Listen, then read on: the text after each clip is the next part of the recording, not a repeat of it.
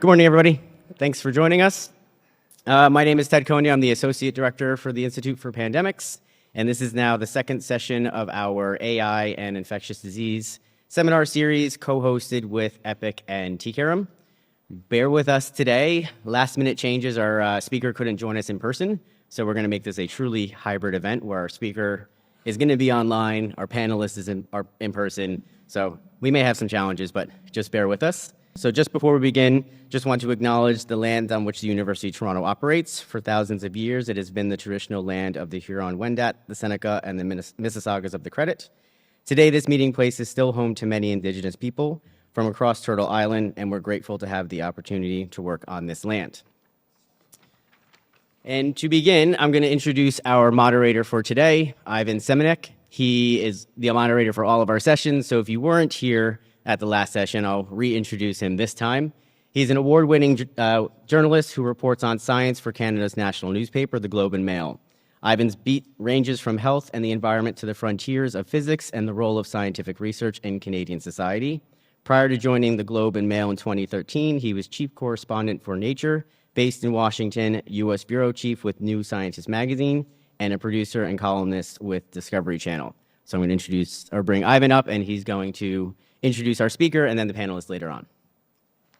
Thanks to all of you and also people who are watching online. Welcome to the second panel in this series. It's a pleasure for me to be moderator today. And just a reminder of the format, we will have our keynote speaker address sort of the topic of the day. And then later on, I will introduce two additional panelists and we'll have a conversation.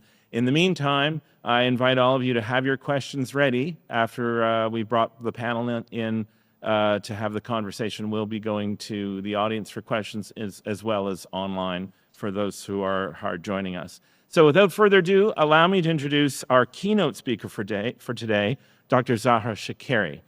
Dr. Shakeri is an assistant professor of health informatics and information visualization and the director of the Hive Lab at the Institute of Health Policy, Management and Evaluation here at the Dalla Lana School of Public Health, University of Toronto. She received her PhD in computer science from the University of Calgary and completed a postdoctoral fellowship in the Department of Biomedical Informatics at Harvard Medical School. Dr. Shakeri's research interests are focused on health informatics, health data science, information visualization, precision public health, digital health, social media analysis, natural language processing, and artificial intelligence. So it's quite an array of interests that all come together at this crossroads of AI and health. Her work aims to leverage data and technology to improve health outcomes and patient care, with a particular emphasis on developing innovative approaches for analyzing and visualizing health data using natural language processing and AI techniques. So please join me in welcoming Dr. Zahra Shakeri. Dr. Shakeri. Thank you so much for the introduction, and thanks so much everyone for the opportunity.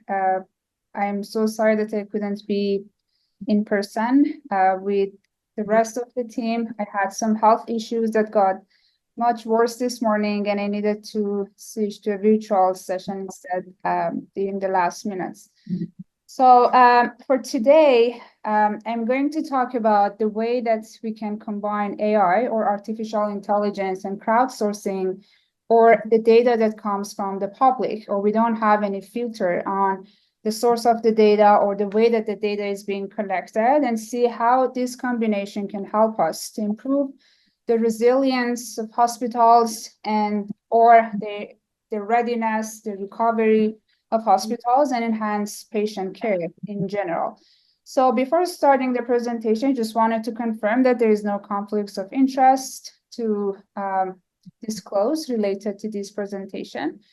And by the end of this presentation also, I hope that the audience will have a better understanding of how AI can enhance hospital resilience through patient feedback. We will go through a few examples to show that why do we need to have our patients more involved, or why do we need to have crowdsourcing as an extra tool to get more engagement from our patients who are the actual end users of our healthcare system.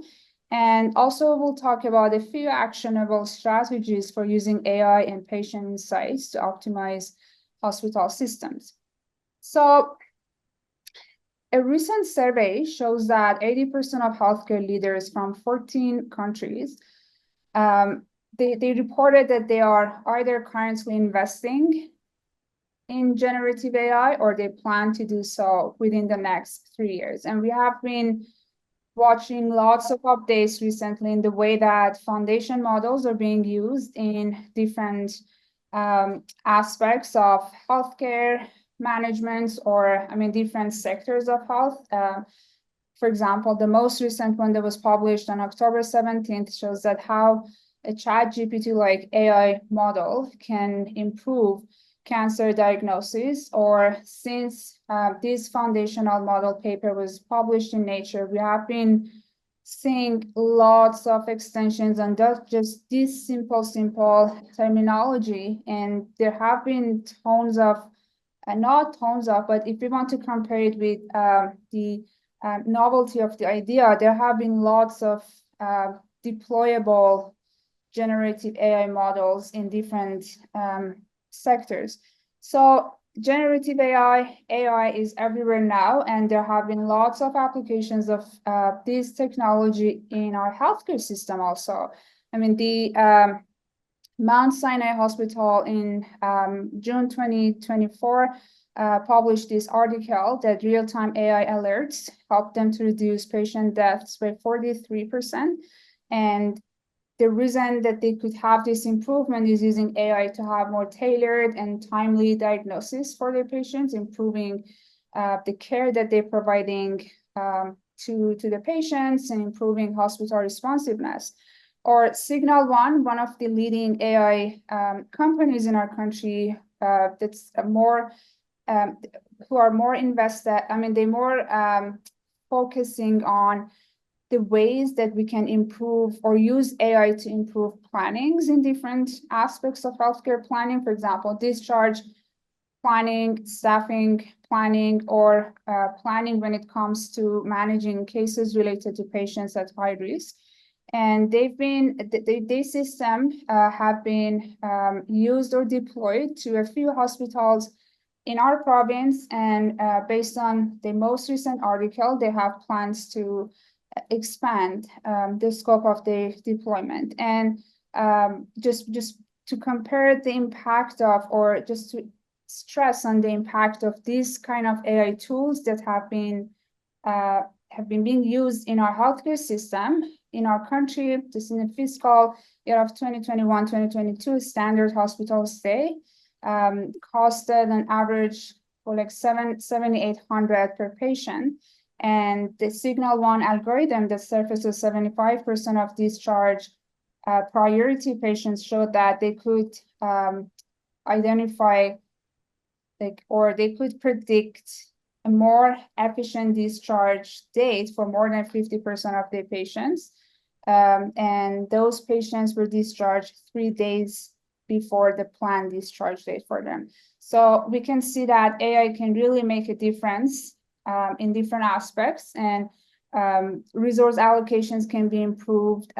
If you have better resource allocation, for sure, it will contribute to other aspects of healthcare that we provide. So this is just a simple example to show that how things can be impacted by having a correct application of new technologies in our healthcare system.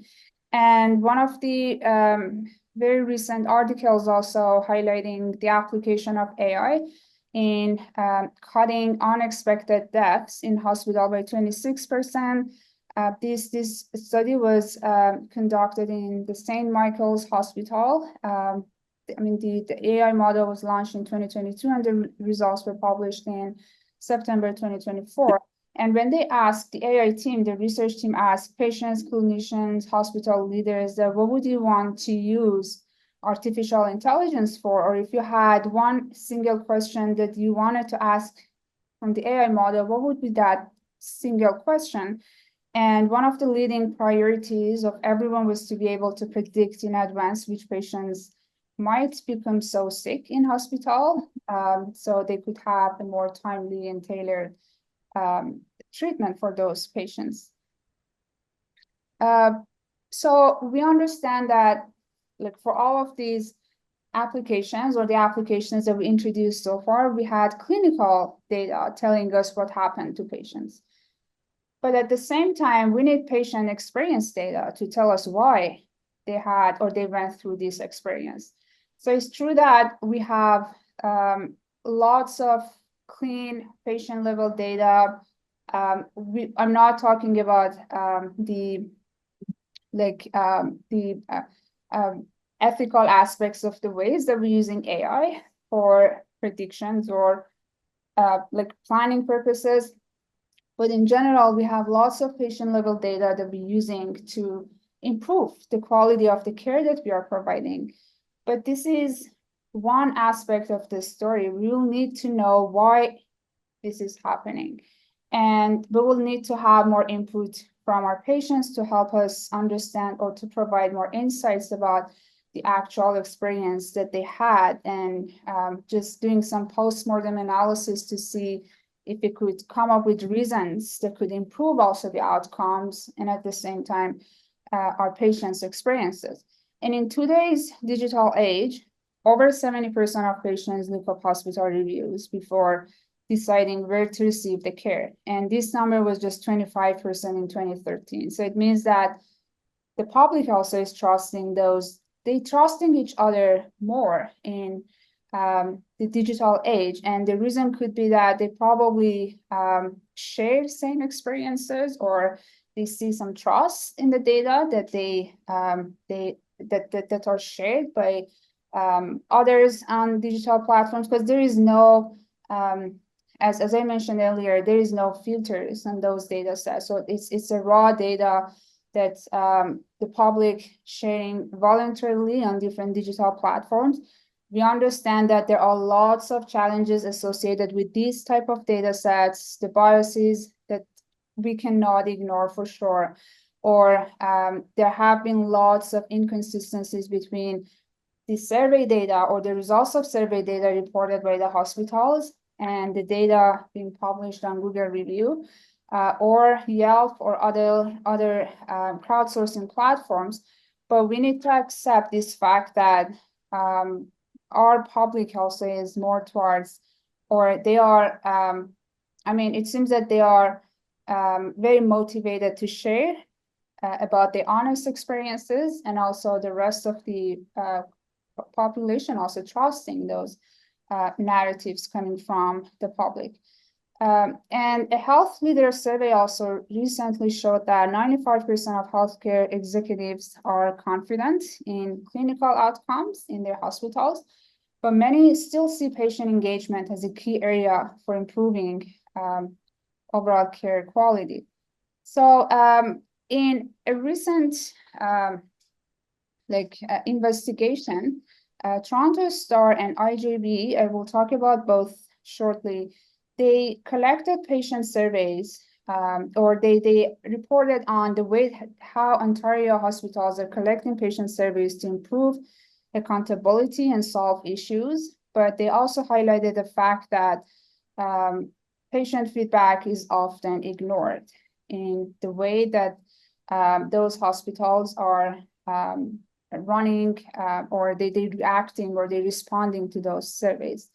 So the Toronto Star Investigative Journalism Bureau, they filed for a lengthy freedom of information battle to access the data of 6 years surveys that were collected by a US company, totaling 120,000 of surveys from different hospital units.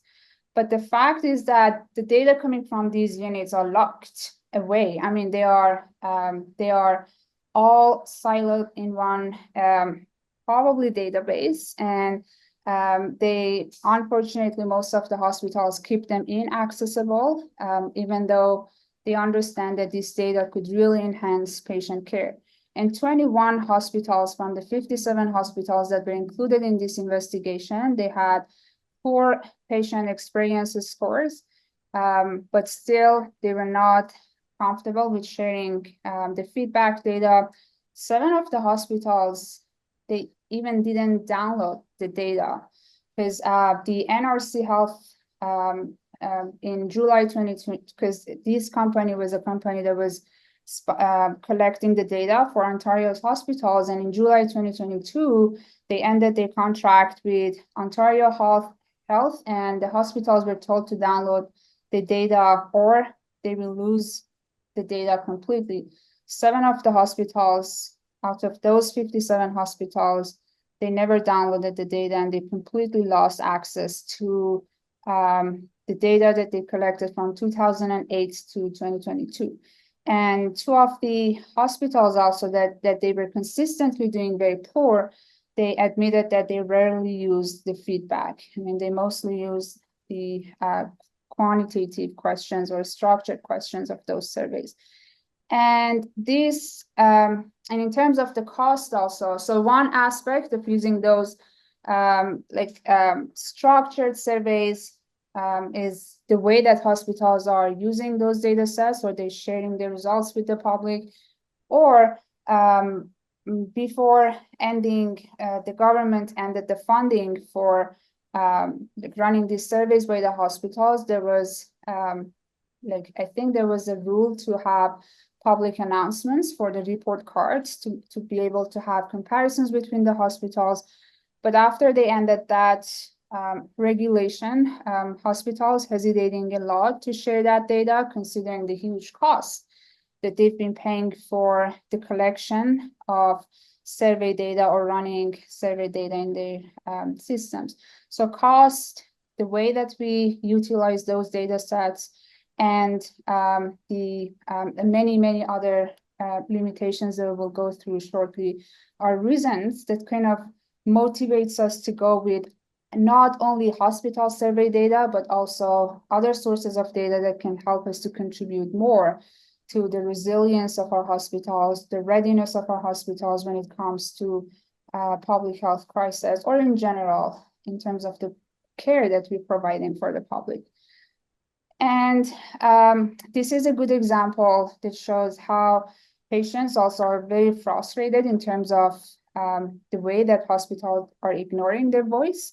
For example, a patient's mother at a southwestern Ontario hospital shared her experience that I have filled out a couple of these surveys, thinking every and all info is important for people to learn and make better, but I'm disappointed when I returned and nothing seems to have changed. So this is also highlights this very popular quote by Warner Slack that patients are the most underused resource in our healthcare. And for this reason, and this is actually a gap, we have AI being deployed in many units in our hospitals for many reasons that all of them are appreciated and all of them are contributing to our public health in a very positive way. But we still need to have patients involved in the process, and we still need to have an answer for that why question. And unfortunately, their voice has been ignored. I'm not saying completely ignored, but it's been the most underused resource. I would go with the same expression that Warner Slack used in his code.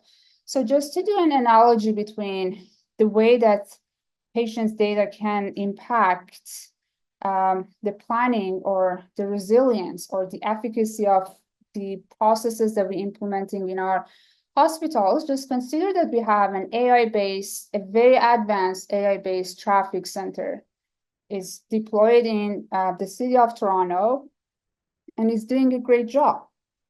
But at some points, they might have unreported road closures, or we might have an accident, or there might be just the weather conditions that make things much more complicated.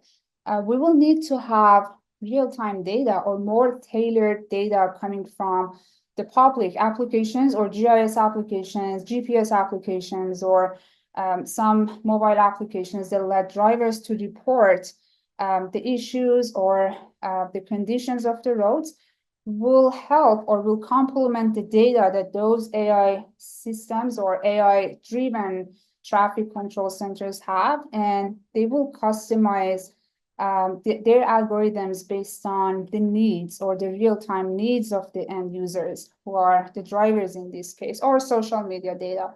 This is exactly what we're talking about when it comes to using crowdsourcing to improve the resilience of hospitals. And this is, again, another reason that, or one of the questions or limitations of comments that is raised by one of the hospital leaders when they were asked that why negative patients coming from patients are not addressed. The answer was that we cannot specifically speak to anonymous patient comments since we have no way to investigate and substantiate the incident. So one of the questions or one of the answers or one of the common answers that was received by the hospital teams who were in charge of processing the survey data was that these are anonymous surveys and we might not be able to contribute enough to the solution. This is exactly the same problem that we have with crowdsourcing data, because that would also be an anonymous data. But when we have the crowd involved in the process, combining crowdsourcing with AI, we can identify recurring concerns and amplify the feedback. If you are receiving a feedback is happening again and again, this is a sign of something, or we can detect broader trends and provide more data-driven insights without even needing our patients' identities. So in collaboration with Toronto Star and IJB, we use those 120K data sets. We applied some natural language processing on the data, some data visualization, and we just wanted to add more transparency to those survey data collected from 57 hospitals. The URL for this website also is hospital-survey.hivelab-uoft.ca. You can play with, you can search for the hospital of interest and go through the trends of the data that we have in our data set. And we also have some benchmarks to compare hospitals against each other. So this is, for this part, we use simple natural language processing and data visualization to do more transparency in terms of the content of those comments. But we also went one step further, and we wanted to map the data that we receive from those hospitals and map them with the visible minority distribution or demographics that we have in our city. So we divided the city to 6 different sections based on the data that we got from a third-party tool, healthyplan.ca, and we found lots of alarming results in our analysis. We found that, for example, before the COVID time, areas with more minority or more with higher visible minority populations received better reviews, but after COVID started, the positive reviews rates for those neighborhoods dropped, not significantly, but still we had reduction, while we didn't have any reduction for areas with less visible minority populations. Or this gap widened in 2022, and we had a very decreasing trend for those areas, which could be because of inequalities that we have in healthcare in those areas, or lack of planning in those areas, or many other reasons that I will quickly mention shortly in the next slides. So these inequalities also have been reported in the news. For example, surgeries wait times vary widely between hospitals in Ontario. For example, for cataract surgery, in some places, patients will need to wait for 15 days. But for some other places, we have a 1,500% increase in the wait time. Or older patients, non-English speakers, they're more likely to be harmed in hospitals. And also, this is another issue that we had with the survey data. All the surveys were collected in English, but once we have crowdsourcing and we have AI modules that are, if deployed to different layers of these NLP or natural language processing components, we can address the language issues, or we can improve the accessibility of the methodologies that we use to collect the data from our patients. And this data, the data coming from the public, can help us to do more in-depth analysis. For example, we did name entity recognition to find clinical terms. And from those comments, and we found that, for example, cancer during the COVID time had less positive, before COVID hit, we had less positive comments during the COVID. There were less concerns about patients with cancers. And this is showing the ranking of different entities coming from the comments. 10 means that this is the most, the first rank, and 1 means the entity has the lowest rank. And we also wanted to look at hospital units and see how they were impacted by or affected by COVID-19. And the blue color shows high positive reviews percentage, or higher positive reviews percentage during the COVID time. This means that comparing with the pre-COVID time, these units received a higher positive rate, and the pink shows lower positive reviews rates. And we had lots of other tiny insights that we could extract from all of these comments. And the most important was the actual comments that we received from the patients, like the exact blurb that we collected from, or we had from each patient in our data set. There were lots of stories to tell about each single of those comments, but unfortunately, we don't have access to those comments pretty often. So at Hive Lab, in collaboration with IJB and the Institute for Pandemics at the University of Toronto, we started developing CarePulse, a Canadian intelligent hospital system that leverages patient feedback to strengthen healthcare resilience. So in this platform, we are using AI, we're using crowdsourcing, we're using data visualization, and advanced AI models to detect and address biases in the data that we receive from the public, to contribute to that missing component in our healthcare system, which is having our patients involved in the decision makings, or involved in the process of improving our healthcare, or in general, just the way that we can address the gap of missing patients in the process, or addressing the missing component for that why question that we had. So this is the version 0.0 of this system. We have implemented just a prototype of the system using 120K patient comments that we received from IJB and Toronto Star. In this system, we are using AI to process the text data. We're using, for now, just some dummy visualizations to demo the system to stakeholders or to end users of the system. But in the next steps, we're planning to add more components as we're planning to collaborate more with the hospitals in our healthcare system. For now, the focus is just for Ontario.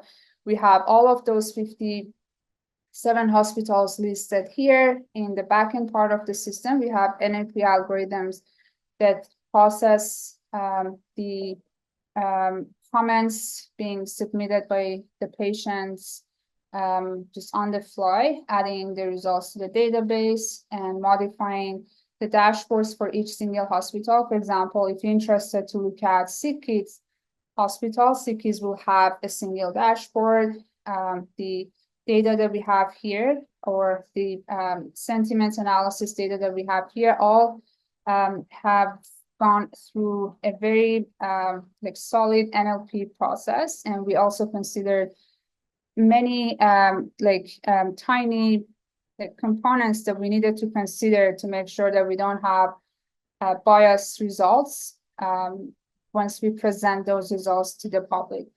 And users can add new comments to this system. We have two different dashboards, one for the admins or stakeholders, because we have some sensitive data that we cannot share with the public. And also we have a public view of the system for the public users. And once users submit their feedback, everything will be incorporated to the dashboards and visualizations. And for the next steps, we're adding multiple generative AI modules to this system to make sure that we're increasing the accessibility of the system. And also we have more features for the users with coming from different backgrounds, because Toronto is the most diverse city in the world. And we will need to make sure that the system is designed for patients coming from different backgrounds, different cultures. And this is what we noticed as a very major or concerning issue when we're processing the comments data.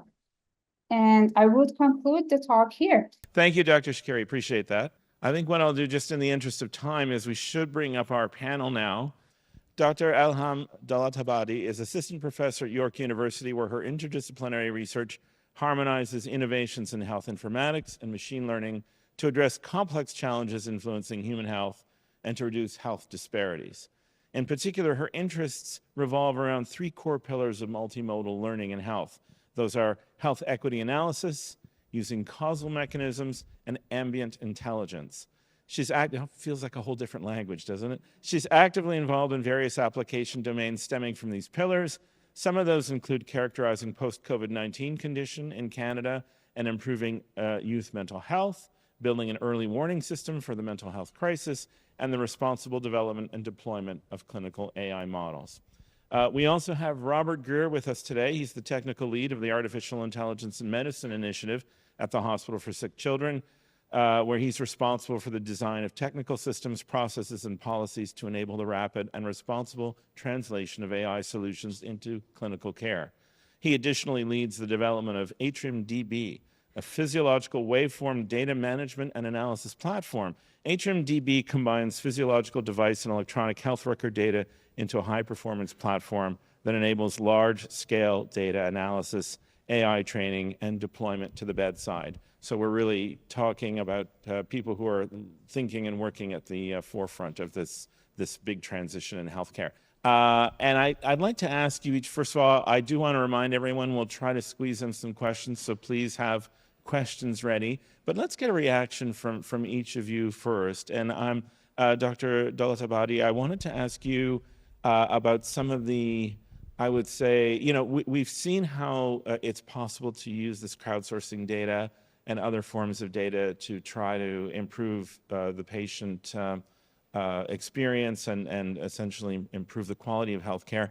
But what are some of the challenges along the way that, just to even understand if the system is doing as intended? How do we assess these systems? Or what is your, in terms of your work, what is it telling you about the considerations that we need to make?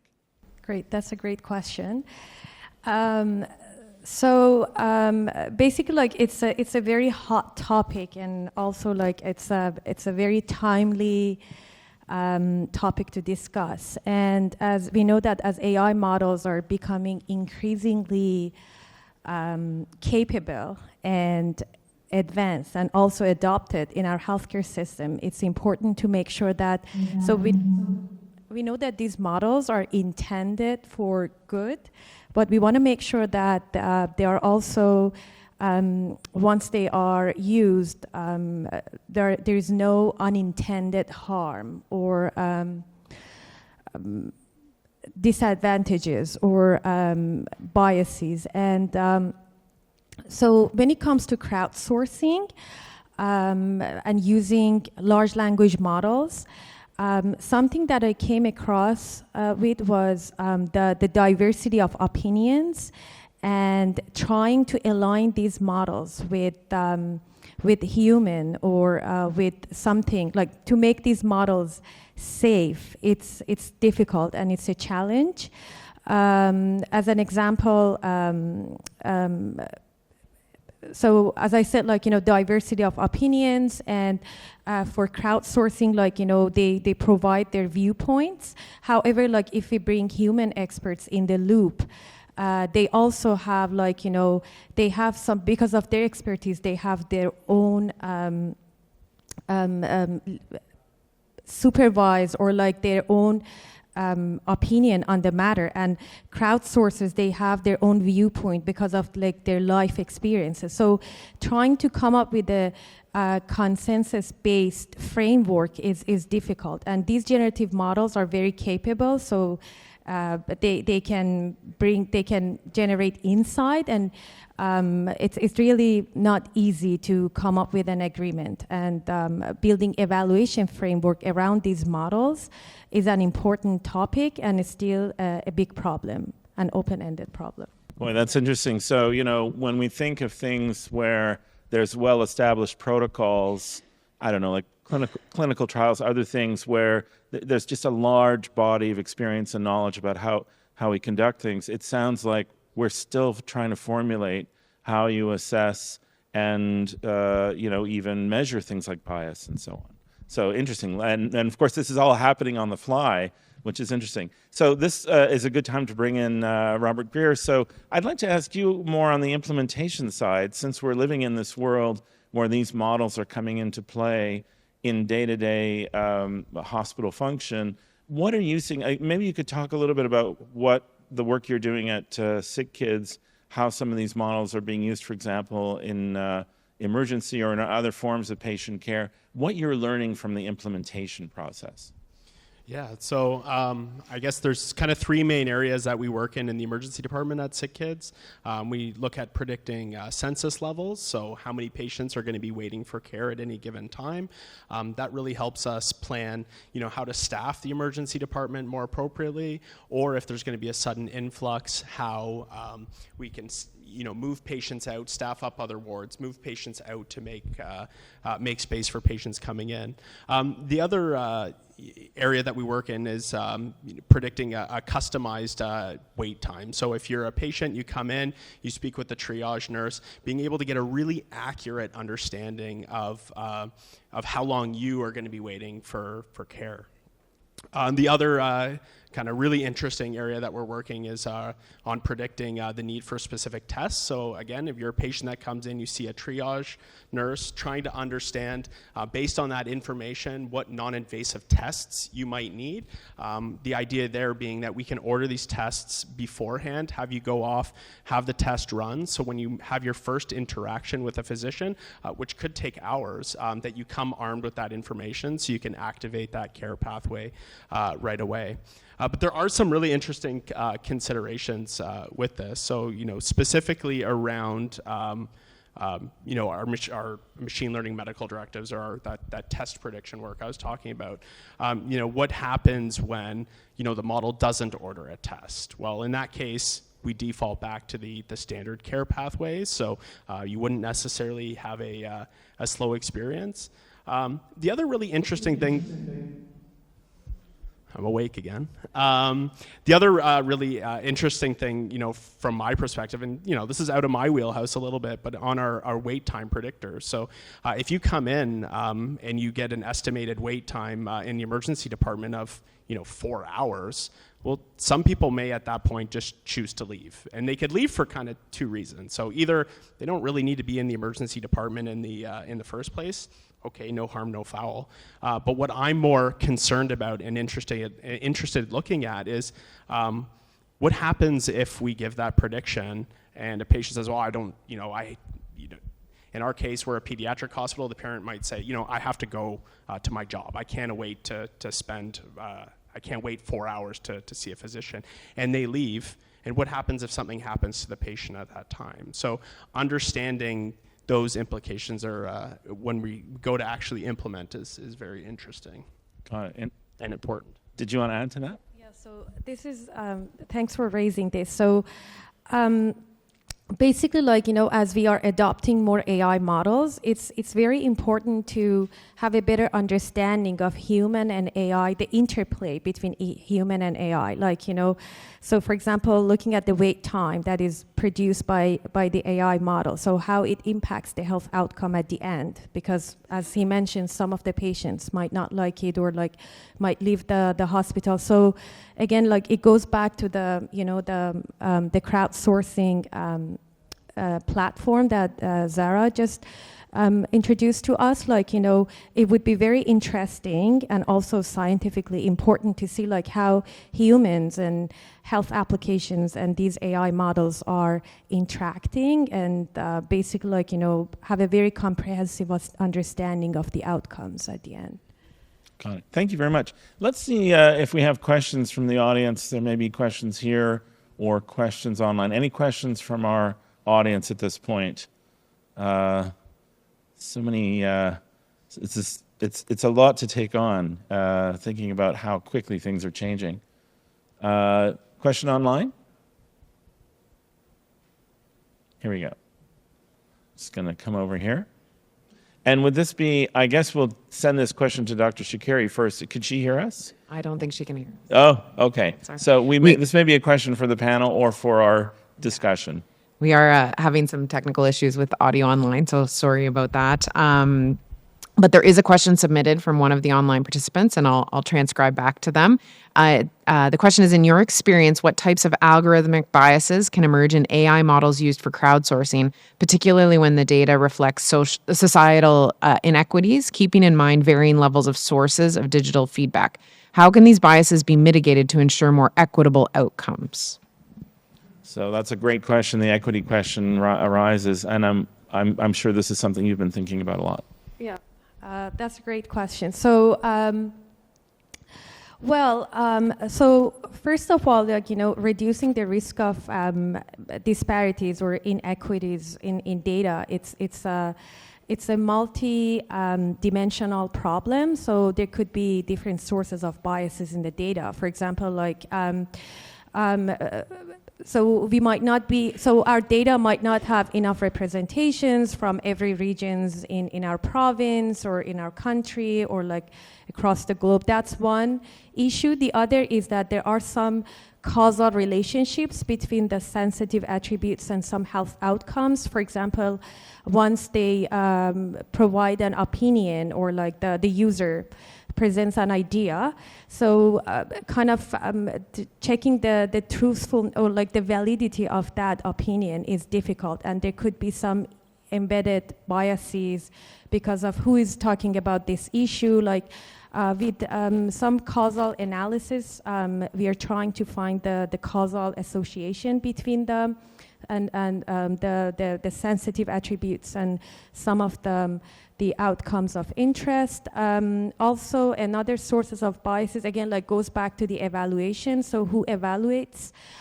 If we have only human experts in the loop and not the public opinion, that could also add some sources of biases.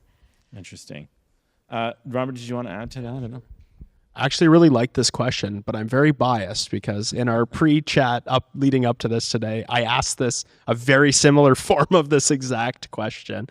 I think the work that Dr. Shakeri presented is really fascinating, and one of the things that I asked at that time was, if I think of Yelp reviews, if I'm reviewing a restaurant, you go log in and you typically would see, super positive reviews and super negative reviews and kind of nothing in the middle. So how do we, if we're doing a study and getting the sentiment from patients, how do we capture, I guess we want to capture the outliers, but how do we also make sure we're capturing the average sentiment? Because if everybody in the reviews is saying we're doing bad, but that's only 5% of the population, what is the average? How well are we in general doing? So yeah, very interesting question. I think what's going to be very important here is how you actually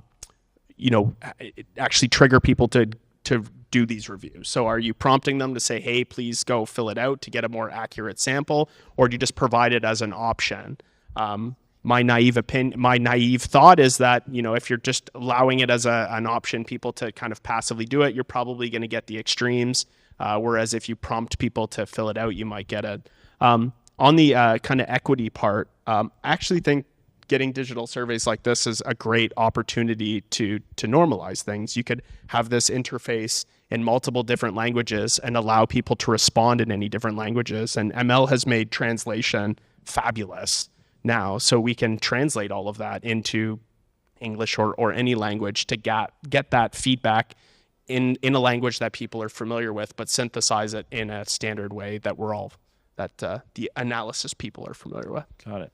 Thank you for that. And I understand that Dr. Shakeri now has that question, so she can also answer to it. So I guess she's hearing from me. Got it. Okay. So I'll ask Dr. Shakeri to take that as our final answer today. So I believe I'm answering the question about the systemic biases that we have in algorithms, right? Please confirm if this is correct. Yes? Yes, exactly. Awesome. Okay. So yeah, this is a great question. And there have been we have been facing with lots of examples in the data set that we received from Ontario Health, and also the data set, because we also use several APIs to extract data from some other resources, including Yelp and Google reviews. And something that we found was that these data will need definitely some cleaning before we're able to use them as like an engine that generates insights for decision makers. For example, we had lots of sampling biases in those data sets. Crowdsourcing platforms, they usually rely on digital platforms where participants are more towards, or the demographics that we have for those participants follows a very specific pattern. And to be able to do that, we have been thinking of adding first accessibility, improving the accessibility of our platform, or the way that we can involve patients from different backgrounds or patients with less technical background is something that we have been planning for to address this issue. Community engagement is another thing. I mean, one of the reasons that we are collaborating, or we decided to have a journalism team in our team from the very first step, is that they can always promote the platform and let patients or the public who have less technical background, or they're less used to digital platforms, to interact with these systems, or to at least know about this opportunity to share their feedback. And there are also lots of biases in the way that we use AI models, or the data itself, because most of the people share their experience on digital platform when it's super positive or super negative. Or sometimes for some reason, people share only positive feedback. I mean, talk about their positive experiences, or vice versa. We have been implementing some debiasing algorithms using statistical models and also AI. And we have gotten some very interesting results to make sure that the data that we are using to kind of tell a story about patient's experience is not affected by those aspects. And we use Public Health Agency of Canada's, or Stat Canada's data sets to kind of predict the demographics of the patients who provided those feedback to those 57 hospitals. And these algorithms helped us a lot to come up with more balanced results. The first initial results that we got, at least in terms of sentiment analysis, we had kind of a very binary outcome. But once we used those demographics data sets, we applied those debiasing algorithms, we had at least 4 to 7% of change in the results that we got. And another issue is always labeling bias. The data that's published by or submitted by the patients is a data that's not labeled. You never know that what's the content of that comment.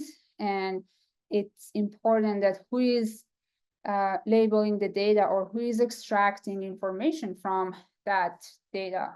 Is this person a domain expert, or are they just getting paid to label the data based on the sentiment or the themes or the content? We are very lucky that we are living in the generative AI era.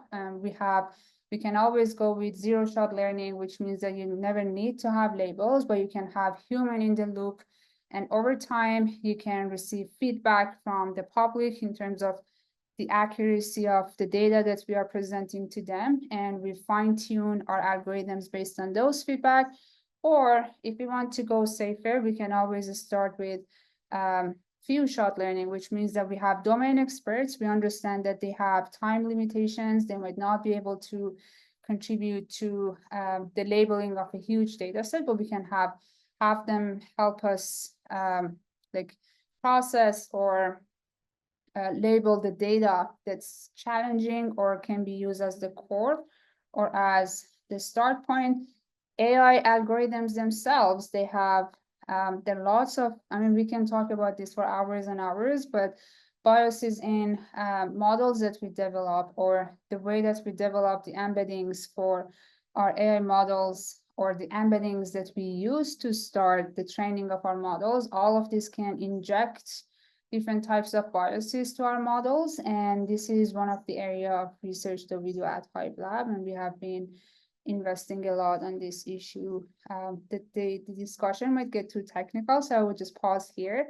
But these are mainly, I mean, these are the main systemic biases that I would consider when we want to use that data or data coming from different sources or the public for this purpose.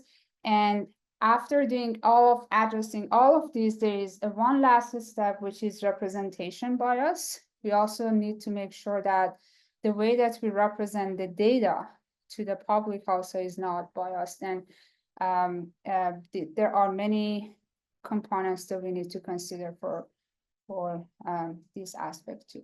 To thank our panelists, Elham Dolatabadi and Robert Greer, for their contributions. I want to thank you for your interest, and I'm looking forward to seeing you next month when we continue our investigations at the crossroads of AI and healthcare. It feels very much like we're just disembarking from a ship and facing this big unknown continent.